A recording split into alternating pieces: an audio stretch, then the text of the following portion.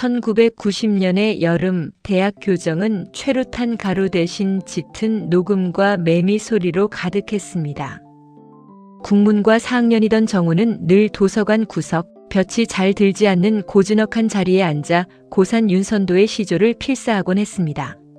대대로 학자 집안의 엄격한 가풍 속에서 자란 그에게 삶은 늘 정해진 답안지를 채워 넣는 시험지와 같았습니다. 단 한 번도 그 선을 넘어본 적 없는 정우의 정갈한 일상에 해숙은 예고 없이 불쑥 끼어든 오타 같은 존재였습니다. 해숙은 학교 후문 근처 낡은 한옥을 개조해 만든 고향 식당의 딸이었습니다. 앞치마를 두르고 쟁반을 든 채 과방으로 배달을 오던 그녀는 늘 정우의 시선 끝에 걸려 있었습니다. 정우가 처음 그녀에게 말을 건넨 건 소나기가 억수같이 쏟아지던 어느 6월의 오후였습니다. 우산이 없어 처마 밑에서 발을 동동 구르던 해숙에게 정우는 자신의 짙은 남색 우산을 말없이 내밀었습니다. 그럼 학생은요? 해숙의 물음에 정우는 귀끝이 발개진 채 대답했습니다. 저는 비 맞는 걸 좋아합니다. 그 유치하고도 투명한 거짓말이 두 사람의 시작이었습니다. 그날 이후 정우는 매일같이 식당을 찾았습니다. 화려한 레스토랑 대신 삐걱거리는 나무 테이블에 앉아 해숙이 내어주는 된장찌개를 먹으며 정우는 처음으로 공부가 아닌 사람에 대해 배우기 시작했습니다. 해숙의 손끝에서 배어나오는 멸치 육수 냄새가 어떤 비싼 향수보다 감미롭다는 사실을 그때 알았습니다.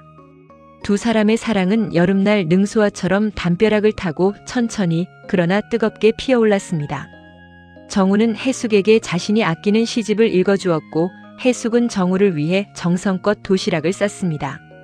남들 눈에는 흔하디흔한 대학생들의 연애였을지 모르지만 그들에게는 매 순간이 첫 문장을 써내려가는 소설 같았습니다. 정우는 해숙의 투박하지만 따뜻한 손을 잡으며 결심했습니다. 이 여자의 손에 묻은 물기를 닦아주는 사람이 되겠노라고. 하지만 그들의 배경은 너무도 달랐습니다. 정우의 집안은 서울 평창동의 거대한 성벽 같았습니다. 정우의 아버지는 아들이 유학을 다녀와 교수가 되고 비슷한 가문의 딸과 맺어지는 것을 당연한 순리로 여겼습니다. 반면 해숙의 집은 매일 아침 생선 비린내와 싸워야 하는 치열한 삶의 현장이었죠. 정우는 해숙을 자신의 세계로 데려가고 싶었지만 그 세계가 해숙에게 얼마나 차가운 얼음 감옥이 될지 그때는 미처 알지 못했습니다. 두 사람이 가장 행복했던 순간은 역설적이게도 가장 불안했던 1991년의 초여름이었습니다. 정우의 유학 결정이 내려지고 가문의 압박이 거세지던 시기였습니다.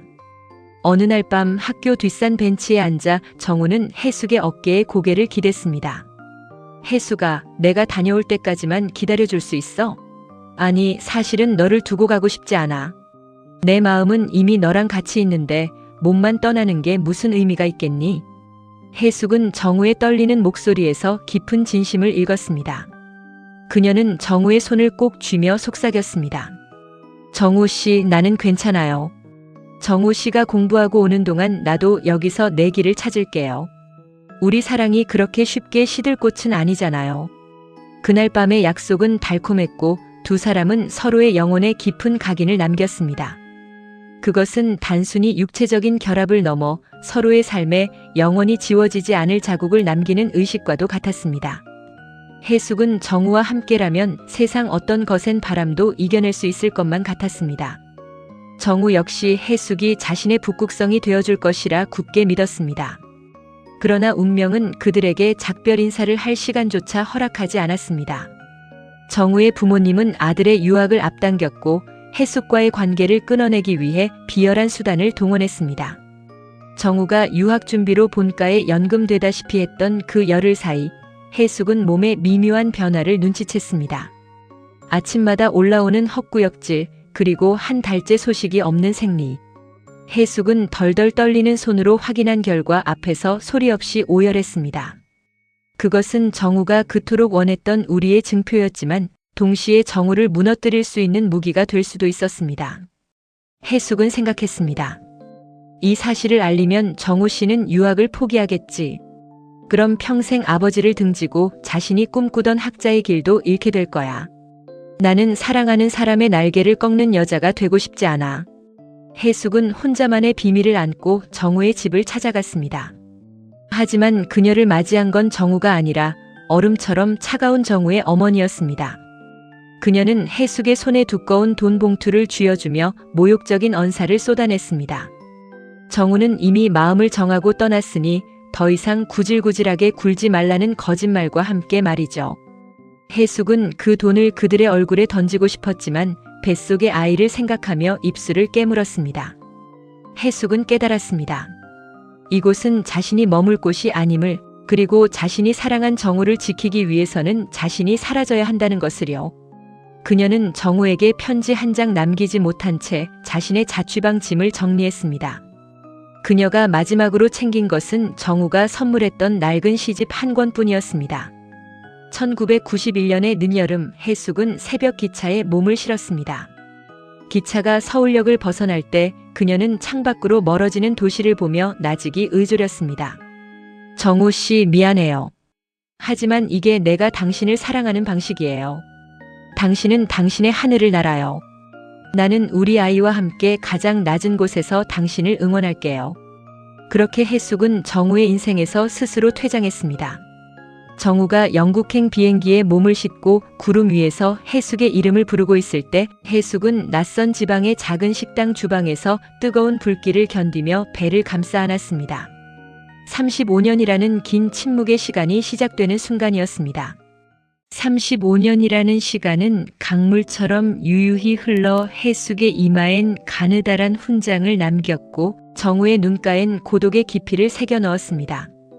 2026년의 봄, 서울 한남동의 가장 깊숙하고 내밀한 골목. 그곳에 자리한 프라이빗 다이닝 숨결은 해숙의 인생 그 자체였습니다. 간판도 없이 예약제로만 운영되는 이곳은 세상의 소음을 차단한 채 오직 재료가 내뱉는 본연의 소리에만 집중하는 해숙의 성소와도 같았습니다. 식당 내부는 해숙의 취향을 반영하듯 결벽에 가까운 절제미를 뽐내고 있었습니다. 거친 질감의 노출 콘크리트 벽면과 따스한 오크 원목 테이블이 묘한 조화를 이루었고 천장에는 은은한 간접 조명이 내려앉아 마치 깊은 숲속의 고요한 호수를 연상시켰습니다. 해숙은 매일 새벽 시장을 직접 보며 재료를 골랐고 주방에 서면 한치의 오차도 허용하지 않는 엄격한 지휘자가 되었습니다. 그녀의 하얀 조리복깃은 언제나 빳빳하게 날이 서 있었으며 조리기구들은 마치 수술실의 도구처럼 정갈하게 놓여 있었습니다. 그녀의 곁에는 34살의 청년 민준이 있었습니다. 민준은 숨결의 소믈리에이자 해숙이 35년 전 서울역에서 홀로 품고 떠났던 그 아이였습니다. 민준은 해숙이 인생의 가장 어두운 터널을 지날 때 유일하게 빛나던 등불이었습니다. 지방의 작은 기사식당 주방 바닥에서 쪽잠을 자며 아이를 키울 때도 해숙은 민준의 쌕쌕거리는 숨소리를 들으며 칼을 갈고 양념을 버텼습니다. 민준은 정우를 놀라울 정도로 빼다 박았습니다. 훤칠한 키, 지적인 분위기가 풍기는 눈매, 그리고 와인을 설명할 때의 나직하고 신뢰감 있는 목소리까지. 해숙은 가끔 민준의 뒷모습을 보며 숨이 멎는 듯한 착각에 빠지곤 했습니다. 35년 전 대학 교정에서 우산을 내밀던 그 청년이 시간이 멈춘 채 그곳에 서 있는 것만 같았기 때문입니다. 하지만 해숙은 그때마다 자신의 심장을 날카롭게 베어내며 평정심을 되찾았습니다. 그날 저녁 숨결의 공기는 유독 차분했습니다. 7시 예약 손님은 중년의 신사 한 분이었습니다. 해숙은 주방 안쪽에서 CCTV 모니터를 무심코 바라보다가 손목에 쥐고 있던 핀셋을 떨어뜨리고 말았습니다. 화면 속의 남자는 세월의 풍파를 맞아 머리칼이 희끗해졌고 어깨는 조금 굽었지만 해숙은 단번에 그를 알아볼 수 있었습니다. 서정우. 35년 전 자신의 세계를 송두리째 흔들어 놓고 끝내 임신 사실조차 알지 못한 채 떠나보냈던 그녀의 유일한 연인이었습니다. 정우는 은퇴 후 줄곧 해숙을 찾았습니다. 아버지가 돌아가시고 정략 결혼했던 아내와 사별한 뒤 그에게 남은 건 공허한 명예와 해숙에 대한 지독한 그리움뿐이었습니다. 수소문 끝에 그녀가 유명한 요리 연구가가 되었다는 소식을 듣고 그는 심장이 터질 듯한 긴장감을 안고 이 자리에 앉았습니다. 민준이 정중하게 정우의 테이블로 다가갔습니다. 반갑습니다, 손님. 오늘 셰프님께서 준비하신 만찬과 어울리는 1991년산 빈티지 와인을 먼저 추천해드립니다. 민준의 목소리가 정우의 고막을 울리는 순간 정우는 고개를 들어 민준을 바라보았습니다. 와인 잔을 채우는 민준의 긴 손가락, 그리고 정중하게 허리를 숙이는 각도. 정우는 마치 거울 속에 자신을 보는 듯한 기이한 전율을 느꼈습니다. 이 아이는 누구지? 정우의 눈동자가 민준의 얼굴 구석구석을 훑었습니다. 짙은 눈썹 사이의 미세한 주름까지도 정우 자신의 것과 판박이었습니다. 민준이 와인을 따르고 물러나려 할 때 정우는 자기도 모르게 민준의 소매 끝을 살짝 잡았습니다. 혹시 실례가 안 된다면 이름이 어떻게 됩니까? 민준은 당황한 듯 했지만 이내 부드럽게 미소 지었습니다. 강민준이라고 합니다, 손님. 이 식당의 오너이신 강혜숙 셰프님의 아들입니다. 아들. 정우의 머릿속에서 거대한 종소리가 울려 퍼졌습니다. 1991년생. 혜숙이 자신을 떠났던 그 해. 정우의 손이 가늘게 떨렸습니다. 그는 직감했습니다. 이 아이가 자신의 핏줄임을, 혜숙이 35년 동안 홀로 지켜온 침묵의 결실임을 말입니다. 그때 주방의 무거운 문이 열리며 혜숙이 직접 메인 요리를 들고 걸어 나왔습니다. 그녀는 정우를 향해 단 한 점의 흐트러짐도 없는 완벽한 미소를 지어 보였지만 그 눈빛은 천년 동안 녹지 않은 빙하처럼 차가웠습니다. 식사는 입에 맞으십니까, 손님? 혜숙의 목소리는 정갈했습니다. 정우는 혜숙을 멍하니 올려다보았습니다. 35년 만에 마주한 연인. 하지만 그녀의 눈엔 예전의 그 따스한 능수와 빛깔은 사라지고 오직 자신을 침범하지 말라는 단호한 경계심만이 서려 있었습니다. 혜숙아, 너였구나. 정말 너였어. 정우의 목소리는 물기 어린 낙엽처럼 바스락거렸습니다. 옆에 서 있던 민준이 의아한 표정으로 두 사람을 번갈아 보았습니다. 혜숙은 민준의 시선을 차단하며 정우의 물잔을 채워주었습니다. 손님, 사람을 잘못 보신 모양입니다. 저는 이 식당의 주인 강혜숙입니다.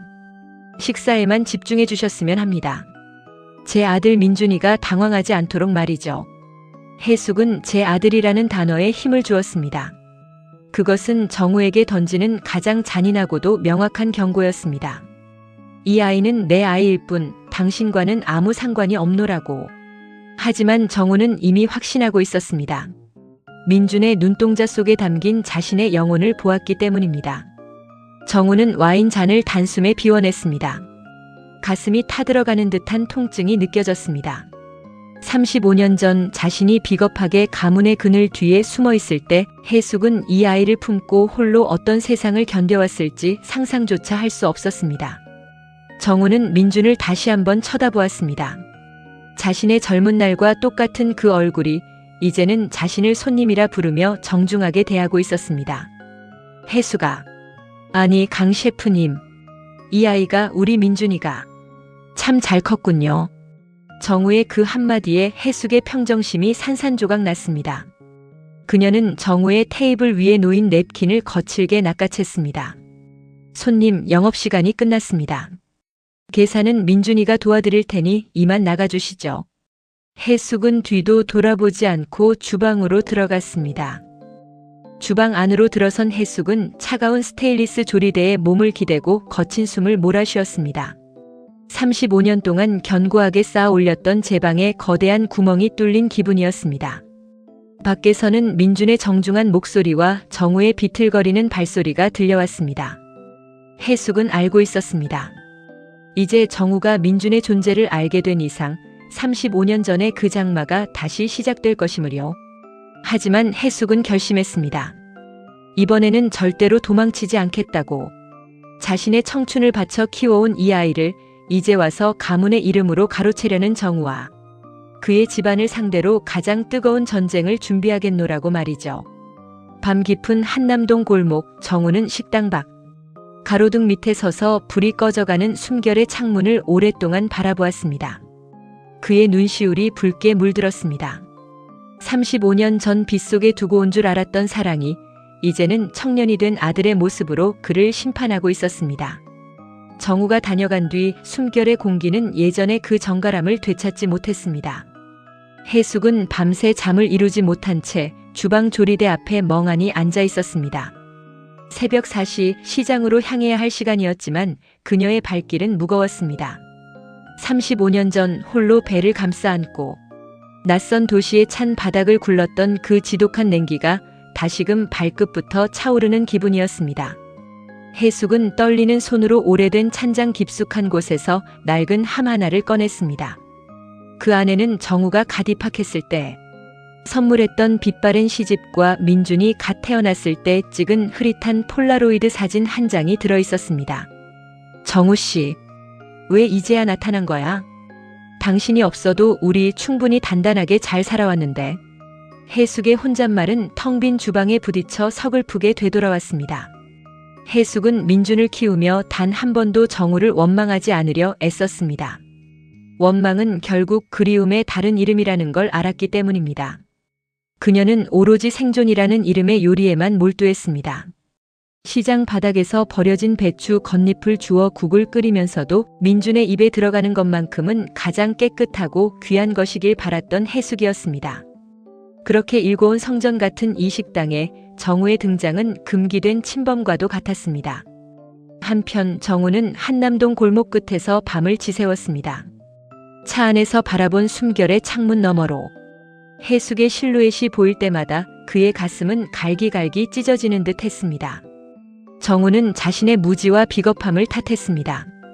유학 생활 내내 해숙의 편지를 기다리며 술로 밤을 지새웠던 자신이 정작 그녀가 가장 낮은 곳에서 피눈물을 흘리며 아들을 지켜낼 때 무엇을 했나 싶어 자책감이 파도처럼 밀려왔습니다. 민준아, 내 아들아. 정우는 입술을 깨물며 민준의 이름을 불러보았습니다. 35년이라는 공백을 어떻게 메워야 할지 감히 그 아이 앞에 아버지라는 이름으로 설 자격이 있는지 스스로에게 수만 번 되물었습니다. 하지만 본능은 이성보다 강했습니다.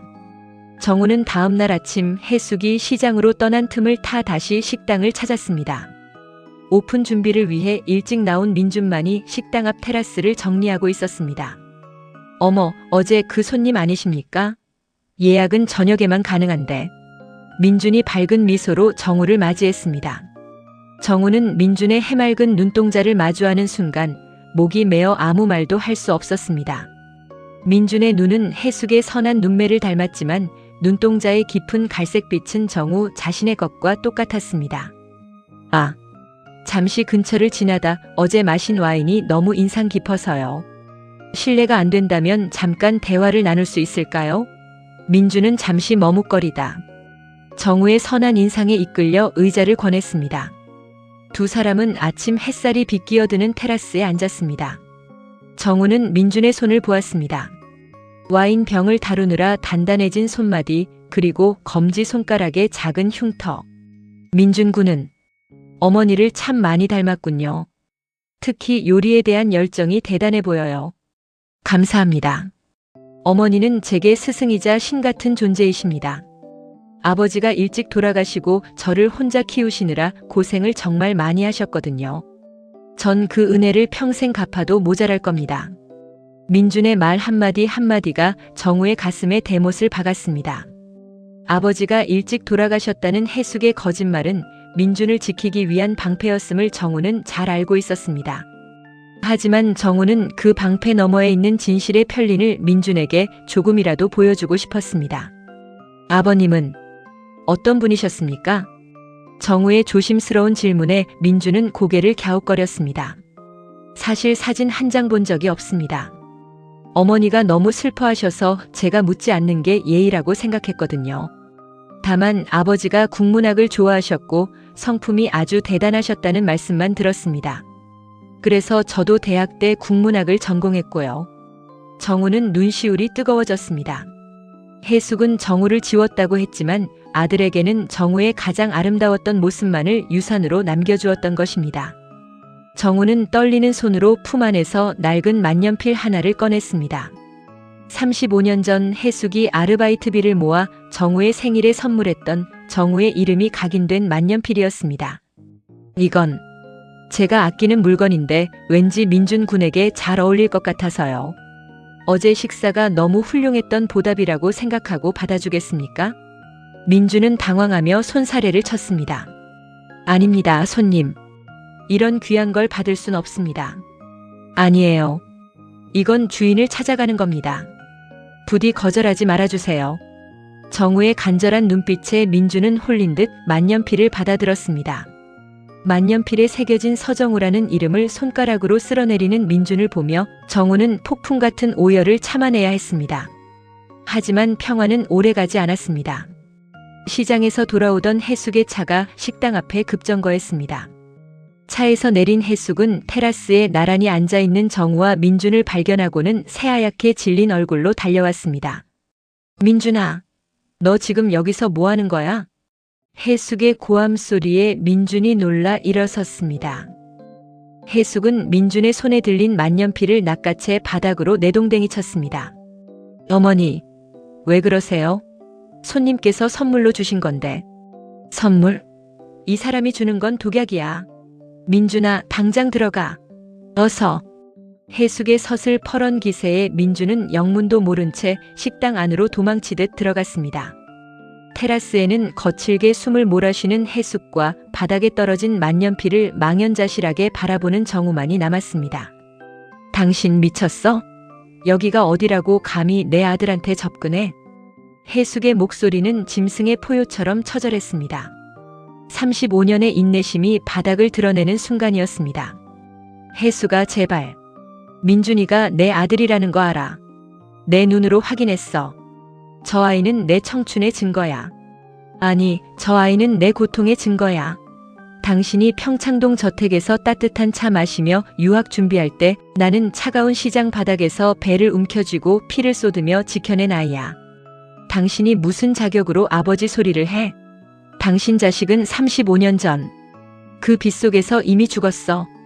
해숙의 절규는 한남동의 정적을 찢어놓았습니다.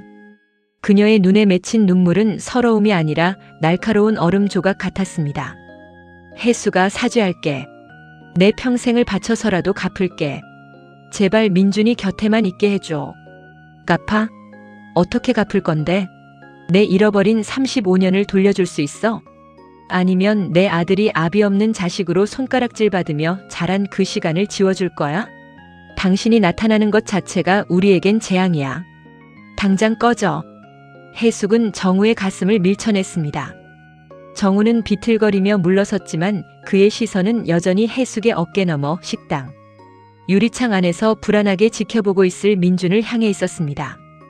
그날 이후 숨결의 분위기는 급격히 얼어붙었습니다. 민준은 어머니의 이상행동과 그 낯선 중년 남자의 눈빛 사이에서 거대한 의구심을 품기 시작했습니다. 민준은 바닥에 떨어졌던 만년필을 몰래 챙겨두었습니다. 그리고 그곳에 새겨진 이름 서정우를 인터넷에 검색해 보았습니다. 화면에 뜨는 전직 대학 교수의 프로필과 젊은 시절의 사진. 민준은 거울 속에 비친 자신의 얼굴과 화면 속 남자의 얼굴을 번갈아 보며 온몸의 피가 차갑게 식는 것을 느꼈습니다. 35년 동안 해숙이 겹겹이 쌓아올린 비밀의 성벽에 마침내 돌이킬 수 없는 거대한 균열이 가기 시작한 밤이었습니다. 한남동의 밤은 깊었지만 민준의 방엔 불이 꺼질 줄 몰랐습니다.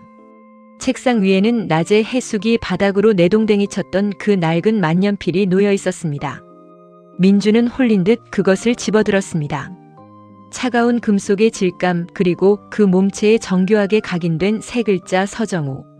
민준은 노트북 화면 가득 띄워진 전직 국문과 교수 서정우의 은퇴 기념 강연 영상을 반복해서 재생했습니다. 화면 속 남자가 안경을 고쳤으며 헛기침을 하는 습관, 말을 시작하기 전 입술을 살짝 축이는 버릇, 그리고 단어를 고를 때 미간을 살짝 찌푸리는 그 찰나의 표정까지. 민준은 거울 속에 비친 자신의 얼굴을 보았습니다. 그것은 단순한 닮음이 아니었습니다. 유전자가 새겨놓은 지독하고도 정교한 복제였습니다. 34년 동안 사고로 돌아가신 훌륭한 아버지라는 허상 속에서 살아온 민준에게 이 생생한 실체는 공포에 가까운 전율로 다가왔습니다. 어머니, 대체 왜 저에게 이런 거짓말을 하신 건가요? 민준의 나지막한 신음이 방 안을 맴돌았습니다. 그는 해숙이 자신을 위해 얼마나 처절하게 살아왔는지 누구보다 잘 알았습니다. 어릴 적 시장 구석 대야 속에서 꾸벅꾸벅 졸며 해숙이 생선을 손질하던 모습, 식당 참모로 일하며 남들이 남긴 잔반으로 끼니를 때우면서도 민준에게만큼은 늘갓 지은 하얀 쌀밥을 내주던 그 헌신을요.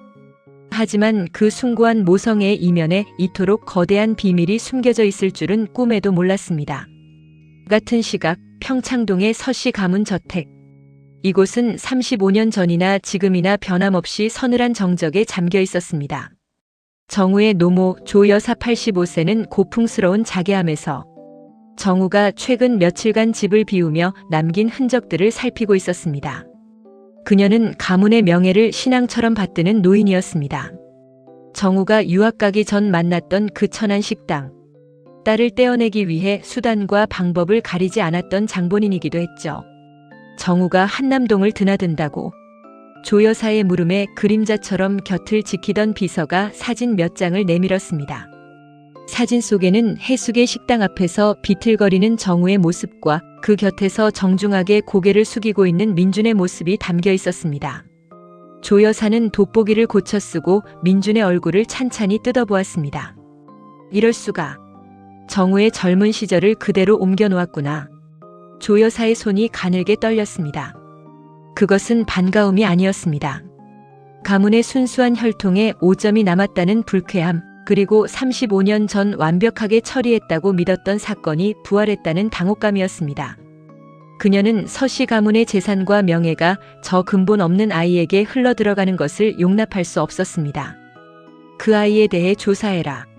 강혜숙이 그동안 어떻게 살아왔는지, 아이가 제 아비의 존재를 알고 있는지 낱낱이 파악해. 조 여사의 명령은 차가운 비수가 되어 한남동 골목을 향했습니다. 35년 전 해숙을 짓밟았던 그 거대한 권력이 다시금 움직이기 시작한 것입니다. 다음 날 민주는 어머니 해숙의 눈을 피하며 식당 준비에 나섰습니다. 해숙은 평소보다 더 예민해져 있었습니다. 그녀는 주방 도구들을 거칠게 다루며 민준의 일거수일투족을 감시하듯 살폈습니다. 민준아, 너 어제 그 만년필 버렸지? 해숙의 물음에 민준은 잠시 멈칫했습니다. 네, 어머니. 버렸어요. 걱정 마세요. 민준의 첫 번째 거짓말이었습니다. 해숙은 안도하는 듯 한숨을 내쉬었지만 민준의 가슴엔 무거운 돌덩이가 얹혔습니다. 오후 무렵 숨결에 낯선 손님이 찾아왔습니다. 검은 정장을 입은 중년의 사내는 민준에게 봉투 하나를 건네며 나직이 속삭였습니다. 이럴 수가. 정우의 젊은 시절을 그대로 옮겨놓았구나. 조 여사의 손이 가늘게 떨렸습니다. 그것은 반가움이 아니었습니다. 가문의 순수한 혈통에 오점이 남았다는 불쾌함, 그리고 35년 전 완벽하게 처리했다고 믿었던 사건이 부활했다는 당혹감이었습니다. 그녀는 서씨 가문의 재산과 명예가 저 근본 없는 아이에게 흘러들어가는 것을 용납할 수 없었습니다. 그 아이에 대해 조사해라. 강혜숙이 그동안 어떻게 살아왔는지, 아이가 제 아비의 존재를 알고 있는지 낱낱이 파악해. 조 여사의 명령은 차가운 비수가 되어 한남동 골목을 향했습니다. 35년 전 해숙을 짓밟았던 그 거대한 권력이 다시금 움직이기 시작한 것입니다. 다음 날 민주는 어머니 해숙의 눈을 피하며 식당 준비에 나섰습니다. 해숙은 평소보다 더 예민해져 있었습니다. 그녀는 주방 도구들을 거칠게 다루며 민준의 일거수일투족을 감시하듯 살폈습니다. 민준아, 너 어제 그 만년필 버렸지? 해숙의 물음에 민준은 잠시 멈칫했습니다. 네, 어머니. 버렸어요. 걱정 마세요. 민준의 첫 번째 거짓말이었습니다. 해숙은 안도하는 듯 한숨을 내쉬었지만 민준의 가슴엔 무거운 돌덩이가 얹혔습니다. 오후 무렵 숨결에 낯선 손님이 찾아왔습니다. 검은 정장을 입은 중년의 사내는 민준에게 봉투 하나를 건네며 나직이 속삭였습니다. 서씨 가문에서 보내신 겁니다. 강민준 씨, 잠시 대화가 가능할까요? 민준은 그 봉투 속에서 서씨 가문의 문장이 새겨진 명함을 보았습니다. 그 순간 민준은 직감했습니다. 폭풍의 눈 속으로 발을 들여놓았음을요. 그는 해숙 몰래 식당 뒤편 창고에서 사내와 마주 섰습니다. 당신 누구입니까? 우리 어머니와 무슨 상관이죠? 사내는 비릿한 미소를 지으며 서류 한 장을 내밀었습니다. 그것은 민준의 출생 기록과 해숙이 35년 전 정우의 집안으로부터 받았던, 물론 해숙은 거절했지만 서류상으로는 지급된 것처럼 조작된 위로금 영수증 사본이었습니다. 당신의 아버지는 돌아가신 게 아닙니다. 서정우 교수님이 당신의 친부시죠. 하지만 우리 조 여사님께선 당신이 가문의 이름을 더럽히는 걸 원치 않으십니다. 이 금액을 받으시고 조용히 어머니와 함께 서울을 떠나십시오. 그게 서로에게 좋습니다. 사내가 내민 수표의 액수는 민준이 평생 벌어도 만져보지 못할 거액이었습니다. 민준은 눈앞이 캄캄해졌습니다. 자신의 존재가 누군가에게는 치워야 할 오점으로 취급받고 있다는 사실에 심장이 갈기갈기 찢기는 기분이었습니다. 무엇보다 해숙이 이런 수모를 35년 전에도 당했을 거라는 생각에 이르자 민준의 주먹에 힘이 들어갔습니다. 우리 어머니를 이런 식으로 모욕한 겁니까? 35년 전에도 지금도? 민준의 목소리가 떨렸습니다. 그때 창고 문이 거칠게 열리며 해숙이 나타났습니다. 그녀는 사내의 손에 들린 서류들을 보는 순간 미친 사람처럼 달려들어 그것들을 찢어발겼습니다. 이 버러지 같은 자식들. 당장 나가. 내 아들 몸에 손끝 하나 대지 마. 해숙의 비명은 절규에 가까웠습니다. 사내는 당황하며 물러섰지만 해숙은 멈추지 않았습니다. 그녀는 창고에 있던 빈 병들을 던지며 사내를 몰아냈습니다. 사내가 도망치듯 사라진 뒤 창고엔 정적만이 감돌았습니다. 해숙은 바닥에 주저앉아 거친 숨을 내쉬었습니다. 민주는 그런 어머니를 차마 안아주지 못하고 멀찍이 서서 바라보았습니다. 어머니, 정말 그분이 제 아버지인가요? 저를 오점이라고 부르는 저 집안 사람들이 제 가족인가요? 민준의 물음에 해숙은 고개를 들지 못했습니다. 그녀의 어깨가 들썩이며 억눌린 울음소리가 터져나왔습니다. 35년간 쌓아 올린 해숙의 성벽이 완전히 무너져 내리는 소리였습니다. 민준아, 미안하다. 내가 너를 지키려고 너만은 평생 상처받지 않게 하려고 그랬어. 그 사람들은 인간이 아니야. 너를 아들이라 부를 자격도 손자로 부를 자격도 없는 괴물들이야. 해숙은 민준의 바짓가랑이를 붙잡고 울었습니다. 민준은 비로소 깨달았습니다. 어머니가 왜 그토록 차가운 얼음 가면을 쓰고 살아왔는지, 자신이 먹었던 그 맛있는 요리들이 사실은 세상의 멸시로부터 자신을 보호하기 위해 어머니가 끓여낸 뜨거운 눈물이었으므요. 민준은 천천히 몸을 숙여 해숙을 품에 안았습니다. 어머니, 울지 마세요. 저는 서씨 가문의 자식이 아닙니다. 저는 오직 강해숙의 아들 강민준입니다. 저들이 아무리 우리를 짓밟아도 저는 어머니 곁을 떠나지 않아요. 두 사람은 창고 바닥에서 서로를 의지한 채 한참을 울었습니다. 하지만 해숙의 눈빛은 울음 끝에 더욱 서늘하게 빛나기 시작했습니다. 그녀는 이제 수비만 하는 암사자가 아니었습니다. 자신의 아이를 지키기 위해 자신을 짓밟았던 그 거대한 성벽을 향해 이빨을 드러낼 준비가 된 맹수였습니다. 그 같은 시각 정우는 자신의 어머니 조 여사의 방 앞에 서 있었습니다. 그의 손에는 해숙이 35년 전 서울역에 두고 갔던 자줏빛 베넷 저고리가 들려 있었습니다. 정우는 생전 처음으로 어머니의 문을 거칠게 열어젖혔습니다. 어머니, 35년 전 당신이 무슨 짓을 했는지 이제야 다 알았습니다. 이제 제가 그 죗값을 치르겠습니다. 민준이는 제 아들입니다. 누구도 그 아이를 다치게 할 수 없습니다. 35년 전 비겁하게 도망쳤던 정우가 처음으로 자신의 가문을 향해 전쟁을 선포하는 밤이었습니다. 한남동의 작은 식당 숨결과 평창동의 거대한 저택 사이 팽팽하게 당겨진 활시위가 마침내 시위를 떠나려 하고 있었습니다. 한남동의 밤은 그 어느 때보다 무겁게 가라앉아 있었습니다. 민준이 창고 바닥에서 해숙을 안아 일으킨 후 두 사람 사이에는 말로 다 할 수 없는 거대한 침묵의 벽이 세워졌습니다. 해숙은 비틀거리며 주방으로 향했습니다. 그녀는 습관적으로 칼을 갈기 시작했습니다. 슥슥 숫돌에 칼날이 부딪히는 소리가 적막한 식당 안에 날카롭게 울려 퍼졌습니다. 그 소리는 마치 해숙이 35년 동안 가슴속에 품어온 살에 섞인 슬픔을 깎아내는 소리 같았습니다. 어머니, 이제 그만하세요. 손목 나가요. 민준이 다가가 해숙의 손을 붙잡았습니다. 해숙의 눈은 초점이 흐릿했습니다. 그녀는 민준의 손을 보며 나직이 은조렸습니다. 민준아, 나는 내가 그 평창동 저택의 차가운 대리석 바닥을 밟지 않길 바랐어. 그곳 사람들은 사람을 사람으로 보지 않아. 숫자로 보고 가문의 문장으로 보고 지워야 할 얼룩으로 보지. 내가 너를 그 오물통 같은 곳에서 떼어내려고 얼마나 비릿한 생선 대가리를 썰며 버텼는데 결국 그들이 너를 찾아내고야 말았구나. 해숙의 목소리엔 형용할 수 없는 자괴감이 섞여 있었습니다. 그녀는 자신이 이룬 이 숨결이라는 왕국이 결국 평창동의 거대한 성벽 앞에서는 한낱 모래성에 불과했을지도 모른다는 공포에 휩싸여 있었습니다. 민주는 어머니의 떨리는 어깨를 감싸 안았습니다. 어머니, 저는 그 집 자식이 아니에요. 저는 어머니가 시장 바닥에서 피땀 흘려 키워낸 강민준이에요. 그들이 아무리 수표를 내밀고 위협해도 저는 제 뿌리가 어디인지 잊지 않아요. 그러니까 제발 저 때문에 더 이상 작아지지 마세요.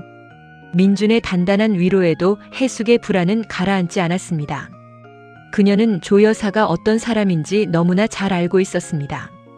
35년 전 자신의 부모님이 운영하던 작은 식당에 위생 단속반을 들이닥치게 하고 말도 안 되는 소문을 퍼뜨려 하룻밤 사이에 생계줄을 끊어버렸던 그 집념을 기억하고 있었기 때문입니다. 다음 날 아침 해숙의 예감은 비극적인 형태로 적중했습니다. 식당 숨결의 입구에 구청 위생과 직원들과 경찰들이 들이닥친 것입니다. 누군가 숨결에서 사용하는 식자재가 원산지를 속였다는 악의적인 제보를 한 것이었죠. 해숙은 담담하게 그들을 맞이했지만 민주는 분노를 참지 못했습니다. 이게 말이 됩니까?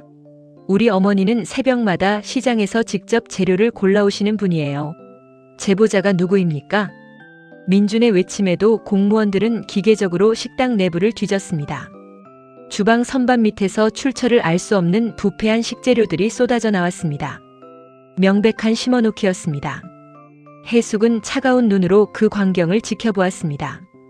조 여사의 방식은 35년 전보다 훨씬 더 정교하고 잔인해져 있었습니다. 식당 앞에 기자들이 모여들기 시작했습니다. 대한민국 최고의 요리 명장이 식재료를 속였다는 자극적인 뉴스가 실시간으로 퍼져나갔습니다. 예약 취소 전화가 빗발쳤고 인터넷 커뮤니티에는 해숙을 비난하는 글들이 도배되었습니다.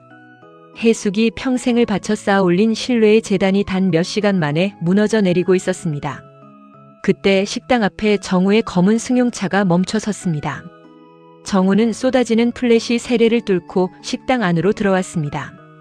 그의 얼굴은 참담함으로 일그러져 있었습니다. 해숙아, 이게 다 우리 어머니 짓이야. 미안하다. 정말 미안해. 정우는 해숙 앞에 무릎을 꿇으려 했습니다. 하지만 해숙은 냉정하게 그를 외면했습니다. 사과하지 마. 당신 사과가 내 무너진 식당을 다시 세워줄 수 있어? 아니면 내 아들의 상처를 치료해 줄 수 있어? 당신이 여기 나타나는 순간마다 우리에겐 재앙이 닥쳐. 제발 우리 인생에서 영원히 사라져줘. 아니, 이번에는 도망치지 않아. 해숙아, 민준아. 내가 어머니를 막을게. 내가 가진 모든 사회적 명예와 서씨 가문의 지분을 포기해서라도 너희를 지킬 거야. 정우의 눈빛은 예전의 그 우유부단함이 아니었습니다. 그는 품 안에서 서류 뭉치를 꺼내 민준에게 건넸습니다. 그것은 정우가 조 여사 몰래 준비해온 가문의 비자금 장부와 과거, 해숙의 가족을 탄압했던 증거들이 담긴 파일이었습니다. 이걸 세상에 공개해. 서씨 가문의 추악한 민낯을 폭로해라. 그럼 나도 파멸하겠지만 적어도 너희를 괴롭히는 그 거대한 손길은 멈출 수 있을 거야. 민주는 서류를 받아들고 정우를 빤히 쳐다보았습니다. 자신의 친부라는 남자. 평생을 비겁하게 살아왔지만 마지막 순간에 아들을 위해 자신의 가문을 배신하려는 남자. 민준의 마음속에서 미움과 연민이 복잡하게 뒤엉켰습니다. 교수님, 아니, 서정우 씨, 왜 이제야 이러시는 겁니까? 우리 어머니가 혼자서 저를 낳고 당신 집안 사람들한테 쫓겨다니며 울 때 당신은 어디 있었나요? 민준의 물음에 정우는 고개를 숙인 채 오열했습니다. 그때의 나는 죽은 거나 다름없었다. 평생을 죽은 듯이 가문의 꼭두각시로 살았어. 하지만 이제는 아니야. 내 남은 인생은 너희를 위해 쓸 거다. 제발 이 아비에게 기회를 다오. 그 순간 식당 유리창 너머로 조 여사의 비서가 나타났습니다. 그는 차가운 미소를 지으며 전화를 한 통 걸었습니다. 해숙의 휴대폰이 울렸습니다. 발신 번호 표시 제한. 강해숙 씨 아직 시작도 안 했습니다. 아드님의 앞날을 생각하신다면 서정우 교수님이 주신 서류를 태워버리고 오늘 밤 안으로 조용히 한국을 떠나세요. 그렇지 않으면 아드님이 소지하고 있는 그 만년필. 그게 절도죄로 둔갑할 수도 있고 아드님의 커리어가 영원히 매장당할 수도 있습니다. 전화가 끊겼습니다. 해숙은 전신을 파르르 떨며 민준을 바라보았습니다. 조 여사는 민준의 사소한 약점까지 잡고 있었습니다. 해숙은 깨달았습니다. 평창동의 거인들은 이성적으로 상대할 수 있는 존재가 아니라는 것을요. 그들은 자신들의 왕국을 지키기 위해 상대의 영혼까지 파괴하는 괴물들이었습니다. 어머니, 저 서류 안 태울 거예요. 저 사람들한테 지지 않을 거예요. 민준이 단호하게 말했습니다. 하지만 해숙은 민준의 손에서 서류를 뺏어들었습니다. 그녀의 눈엔 비장한 결의가 서려 있었습니다. 민준아, 정우 씨. 조 여사는 제가 상대합니다. 35년 전에 해숙이는 힘없는 어린애였지만 지금의 저는 아닙니다. 해숙은 주방으로 들어가 가장 큰 냄비를 꺼냈습니다. 그리고 시장에서 사온 가장 신선한 재료들을 손질하기 시작했습니다. 위생검사로 엉망이 된 주방이었지만 해숙의 손길이 닿는 곳마다 다시금 생기가 돌았습니다. 그녀는 정성을 다해 죽 한 그릇을 끓여냈습니다. 그것은 35년 전 정우의 아이를 가졌을 때 입덧을 견디며 스스로를 위해 끓였던 그 눈물의 죽이었습니다. 정우 씨, 민준이를 데리고 평창동으로 가세요. 그리고 조 여사에게 전하세요. 제가 지금 이 죽을 들고 그 집으로 갈 테니 마지막 만찬을 준비하라고요. 해숙의 선포에 정우와 민준은 당황했습니다. 하지만 해숙의 눈빛은 흔들림이 없었습니다. 그녀는 더 이상 도망치는 사슴이 아니었습니다. 사냥꾼의 심장으로 호랑이 굴로 걸어 들어가려는 여전사였습니다. 해숙은 정성껏 끓인 죽을 보온병에 담고 하얀 조리복 위에 코트를 걸쳤습니다. 그녀의 손엔 칼 가방이 들려 있었습니다. 요리사의 칼은 식재료를 살리는 도구이기도 하지만 때로는 부조리한 세상을 베어내는 무기가 되기도 합니다. 민준아, 엄마가 35년 만에 내 아버지를 대신해 그 집 문을 부수러 간다. 너는 여기서 기다려. 내 자존심, 엄마가 반드시 되찾아올게. 해숙은 당당하게 식당 밖으로 걸어 나갔습니다. 몰려든 기자들의 플래시를 정면으로 응시하며 그녀는 한남동 골목을 벗어나 평창동으로 향하는 택시에 몸을 실었습니다. 35년 전 비 내리는 서울역에서 울며 떠났던 소녀가 이제는 분노의 칼을 품은 거장이 되어 돌아가는 길이었습니다. 평창동의 거대한 대문이 열리고 해숙의 보폭은 거침이 없었습니다. 그녀의 가슴 안쪽에는 민준의 출생 기록과 정우의 진심, 그리고 35년간 삭혀온 지독한 증오가 하나의 단단한 다이아몬드처럼 빛나고 있었습니다. 오늘 밤 서씨 가문의 견고한 성벽 위에 장엄한 불꽃이 타오르려 하고 있었습니다. 평창동 서씨 저택의 대문은 거대한 성체의 입구처럼 무겁게 열렸습니다. 35년 전 해숙이 비에 젖은 몸으로 문전박대당하며 눈물을 쏟았던 그 차가운 철문이었습니다. 해숙은 이제 젖은 어깨를 움츠리던 소녀가 아니었습니다. 그녀는 날이 선 조리복 위에 검은 코트를 걸치고 한 손엔 정성껏 끓인 죽이 담긴 보온병을, 다른 한 손엔 낡은 칼 가방을 든 채 당당히 대리석 복도를 가로질렀습니다. 집안의 공기는 묘하게 가라앉아 있었습니다. 높은 천장 아래 매달린 크리스털 샹들리에는 눈이 시릴 정도로 번쩍였지만 그 빛은 온기 없이 산산조각 나 바닥으로 흩어지고 있었죠. 복도 양옆에 전시된 고가의 도자기와 서화들은 마치 이 집안의 권위를 증명하듯 해숙을 압박해왔지만 해숙은 단 한 번도 시선을 돌리지 않았습니다. 그녀의 목적지는 이 집안의 실질적인 군주, 조 여사가 머무는 안채였습니다. 오랜만이구나, 강해숙이. 안채의 묵직한 미닫이 문이 열리자 백발을 정갈하게 빗어넘긴 조 여사가 보였습니다. 80대 중반의 나이에도 그녀의 눈빛은 독사처럼 예리했고 입가에는 상대를 비웃는 듯한 옅은 미소가 걸려 있었습니다. 조 여사는 찻잔을 내려놓으며 해숙을 위아래로 훑었습니다. 천안식당 딸년이 제법 거창한 셰프 대접을 받고 살았다더만 제 버릇게 못 준다고 감히 여기가 어디라고 발을 들여. 내 아들 인생을 완전히 매장당하고 나서야 정신을 차릴 셈이냐? 해숙은 조 여사의 독설에도 흔들림 없이 다가가 탁자 위에 보온병을 내려놓았습니다. 그리고 칼 가방에서 정갈하게 닦인 조리용 칼 하나를 꺼내 탁자 위에 놓았습니다. 조 여사의 눈썹이 움찔했습니다. 협박이라도 하겠다는 게냐? 아니요. 요리사에게 칼은 진실을 밝히는 도구일 뿐입니다. 35년 전 당신은 제 부모님의 식당을 망가뜨리고 제 뱃속의 아이를 오점이라 불렀죠. 그리고 오늘 제 아들의 식당을 더럽히고 그의 미래를 위협했습니다.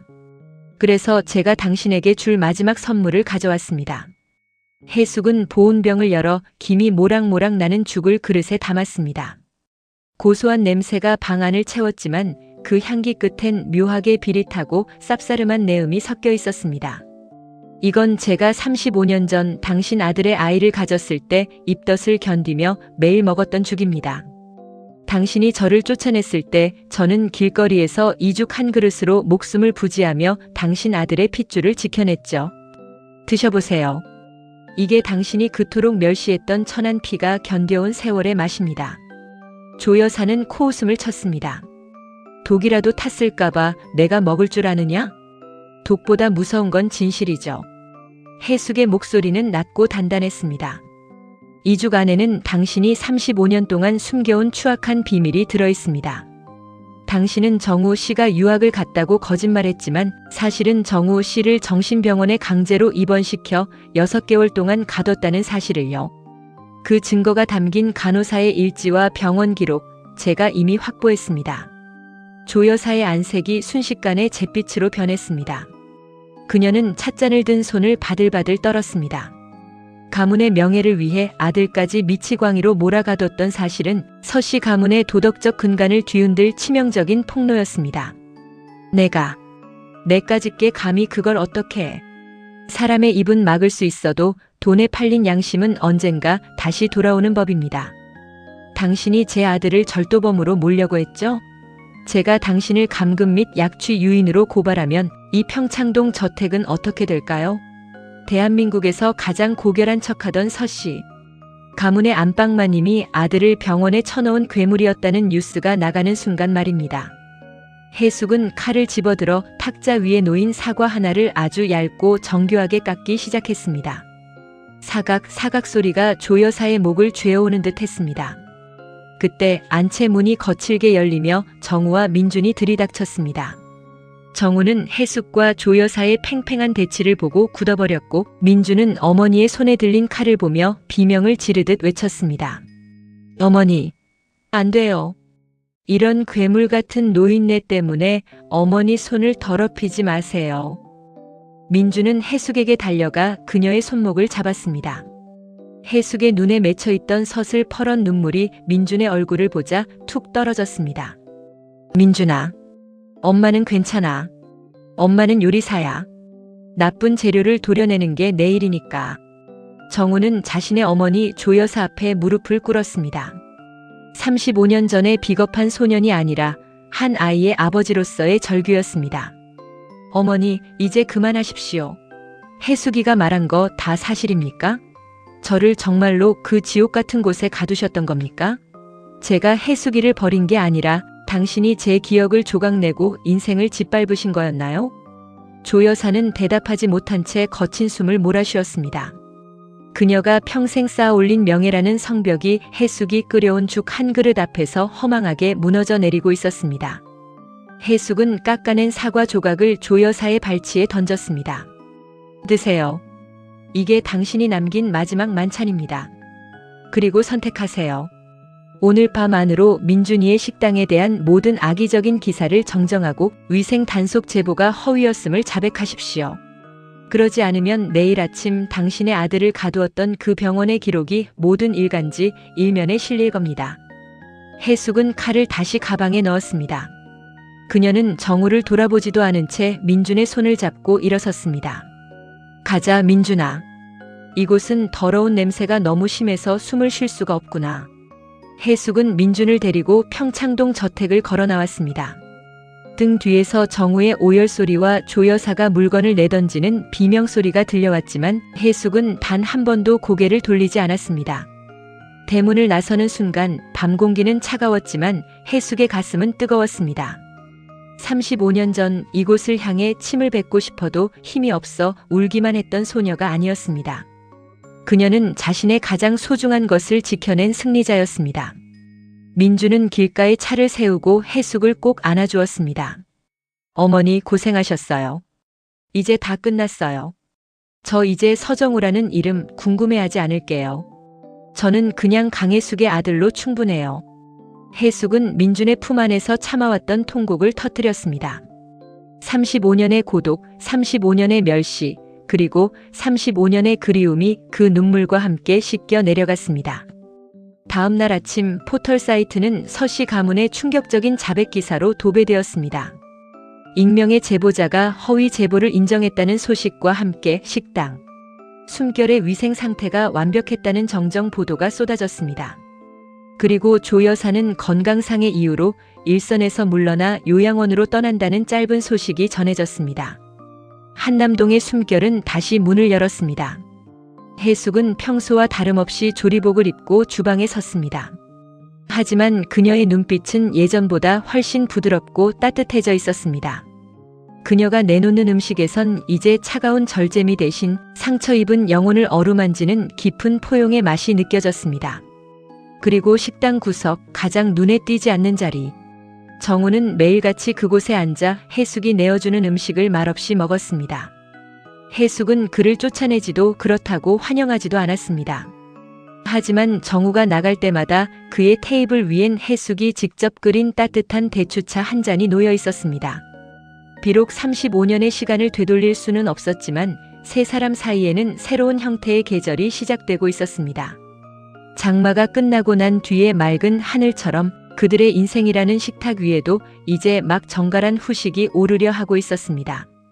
평창동의 거센 폭풍이 지나간 한남동의 골목은 전보다 더 깊고 고요해졌습니다. 숨결의 주방 창문 너머로 비치는 아침 햇살은 이제 날카로운 칼날처럼 빛나지 않고 잘 숙성된 장의 빛깔처럼 부드럽고 따스하게 내려앉았습니다. 해숙은 조리복 소매를 걷어붙이고 커다란 들척에 물을 올렸습니다. 35년 전 그녀가 시장통 식당 딸이었을 때 어머니에게 배웠던 그 방식 그대로 가장 낮은 곳에서부터 올라오는 구수한 육수 냄새가 식당 안을 가득 채웠습니다. 위생 논란이 허위로 밝혀진 뒤 숨결은 이전보다 더 견고한 명성을 얻었습니다. 하지만 해숙은 예약 인원을 절반으로 줄였습니다. 화려한 정재계 인사들의 사교장이 아닌 정말로 위로가 필요한 사람들이 찾아와 따뜻한 밥 한 끼에 시름을 덜고 가는 진짜 식당이 되기를 바랐기 때문입니다. 그녀의 칼질은 전보다 여유로워졌고 음식을 담아내는 손길에는 예전의 서슬퍼런 긴장감 대신 넉넉한 품이 생겼습니다. 민주는 그 곁에서 묵묵히 와인을 정리하고 테이블을 닦았습니다. 그는 이제 서정우라는 이름의 그늘에서 완전히 벗어나 있었습니다. 어느 날 오후 민주는 해숙이 내던졌던 그 낡은 만년필을 정우에게 돌려주었습니다. 이건 교수님이 가지고 계세요. 저는 어머니가 물려주신 이 칼 한 자루면 충분합니다. 하지만 가끔 식당에 들러주시는 건 막지 않을게요. 저희 어머니 음식이 마음 다친 사람 치료하는 데는 특효거든요. 민준의 덤덤한 화해 제스처에 정우는 아이처럼 눈시울을 붉혔습니다. 정우는 평창동 저택의 모든 권리와 지분을 정리해 장학재단을 설립했습니다. 가문의 이름으로 지은 죄를 씻기 위한 첫걸음이었습니다. 그는 이제 화려한 양복 대신 수수한 면바지를 입고 숨결 근처 작은 원룸에 거처를 마련했습니다. 매일 아침 골목을 쓸고 식당 앞에 놓인 화분들에 물을 주는 것이 그의 새로운 일과가 되었습니다. 어느덧 시간이 흘러 다시 여름이 찾아왔습니다. 1991년에 그 지독했던 장마와는 결이 다른 투명하고 청량한 여름이었습니다. 식당 숨결의 담벼락에는 해숙이 정성껏 가꾼 능소화가 주황빛 꽃망울을 터뜨렸습니다. 35년 전 대학 교정 담벼락에서 두 사람이 함께 보았던 그 꽃이었습니다. 어머니, 오늘 저녁엔 특별한 손님이 오신다고요? 민준의 물음에 해숙은 말없이 웃으며 앞치마를 고쳐맸습니다. 오늘은 정우의 63번째 생일이었습니다. 해숙은 며칠 전부터 정우가 가장 좋아했던 재료들을 준비했습니다. 화려한 수입 식재료가 아닌 그가 젊은 시절 자취방에서 즐겨 먹던 소박한 나물과 칼칼한 된장찌개, 그리고 정성껏 빚은 쑥떡이었습니다. 저녁 7시 정우가 조심스럽게 식당 문을 열고 들어왔습니다. 평소처럼 구석 자리에 앉으려는 정우를 민준이 안내했습니다. 오늘은 이쪽으로 앉으세요, 아버지. 아버지라는 단어가 민준의 입술 사이로 처음 흘러나온 순간 정우는 자리에 서서 한참을 움직이지 못했습니다. 그 단어 한마디를 듣기 위해 돌아온 35년의 세월이 주마등처럼 스쳐 지나갔습니다. 정우는 떨리는 손으로 식탁보를 쓸어내리며 민준을 바라보았습니다. 고맙다. 민준아. 정말 고마워. 잠시 후 주방에서 해숙이 쟁반을 들고 나왔습니다. 김이 모락모락 나는 밥상 위엔 정우의 어머니가 차려주지 않았던, 그러나 그가 평생 그리워했던 집밥이 차려져 있었습니다. 해숙은 정우의 맞은편에 앉았습니다. 35년 만에 처음으로 손님과 주인으로서가 아닌 한때 생애 전부를 걸고 사랑했던 남녀로서 마주 앉은 것입니다. 생신 축하드려요, 정우 씨. 식기 전에 드세요. 해숙의 부드러운 목소리에 정우는 숟가락을 들었습니다. 찌개 한 숟갈을 입에 넣자마자 정우의 눈에서 굵은 눈물이 밥그릇 위로 툭 떨어졌습니다. 그것은 회한의 눈물이었고 동시에 비로소 도착한 용서의 맛이었습니다. 해숙아, 맛있다. 정말 맛있다. 민주는 두 사람을 위해 1991년 산 와인이 아닌 그해 해숙과 정우가 처음 만났던 연도를 상징하는 빈티지 와인을 가져와 조용히 잔을 채웠습니다. 세 사람의 잔이 부딪히는 소리가 숨결의 고요한 공기 속에서 은은한 화음으로 울려 퍼졌습니다. 식사를 마친 뒤 세 사람은 식당 테라스에 나란히 앉았습니다. 밤하늘엔 별이 총총히 박혀 있었고 선선한 밤바람이 능소와 향기를 실어왔습니다. 해숙은 정우의 거칠어진 손등 위에 자신의 손을 가만히 얹었습니다. 35년 전 서울역 대합실에서 차마 잡지 못했던 그 손이었습니다. 정우 씨, 우리 참 멀리 돌아왔네요. 그치요? 그래. 하지만 늦게라도 돌아올 수 있어서 다행이야.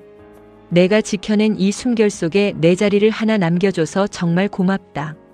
해숙은 고개를 저으며 미소 지었습니다. 아니요, 정우 씨. 자리는 늘 비어 있었어요.